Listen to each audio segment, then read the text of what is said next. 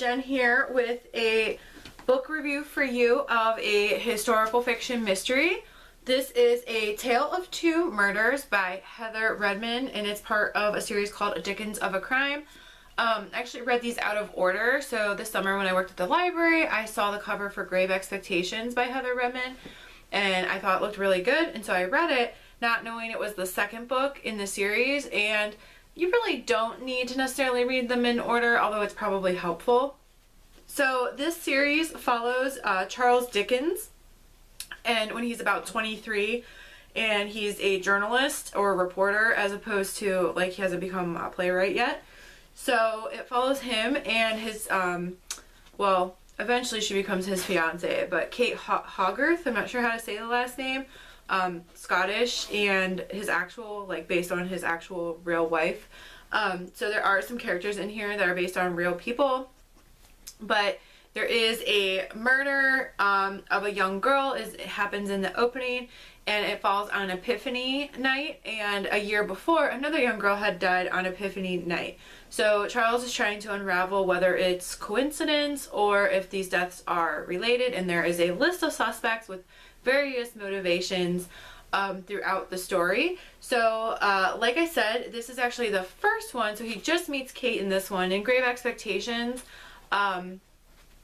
you know, they're like getting to know each other better, and I think they're more or less like engaged or whatever. But that one was also really good and had a list of suspects, so Kate always like helps him. She kind of becomes like the Watson, I guess, to his Sherlock. And you know, this takes place, I think, in somewhere between like the 1830s and 1860s, so not quite turn of the century, and they take place in London. But they're just really fun. So the language is a little bit, I don't want to say dry. It's a little bit more old-timey, and so it's definitely historical fiction mixed with mystery, and, you know, it's just, the mystery part is really fun, and I've been really enjoying historical fiction. Now, I think some people might think that Heather Redmond's writing, like, I don't know if people think it's dry. I know that when I worked in the library, I talked to someone about it. I'd returned a different book by her, and I was like, oh, did you know she writes these? And they, like, weren't impressed with the other series, so they had no desire to read, you know, these. But I think they're really good. They actually just started, so I finished this one, and then the next day the Pickwick Murders, which is the next one, came out, and so I started reading that just last night, and so far I really like it. Although I will say I've noticed that the writing seems a little bit different. It seems a little bit more modern in that one, and I don't know if that's just my first impression reading. I think I only read like the first chapter and like a little bit of the second chapter, but the writing seems a little different. I don't know if it's more modern or more polished. I will say that in that book, The Pickwick Murders, it starts alternating I think it alternates third person perspective between Charles and Kate in that one, so that's kind of interesting. So that's a bit different. There's also a Christmas one of these. Let me see what it's called, because I just don't remember. It's called, I swear, I just saw it in here. Maybe it was in the other book, the one I just got. But there is a Christmas one, and I guess it's not in here. I'm not sure off the top of my head what that one is called. But anyway, there's also like the book. She's squeaking her, like, her bark box toy that looks like a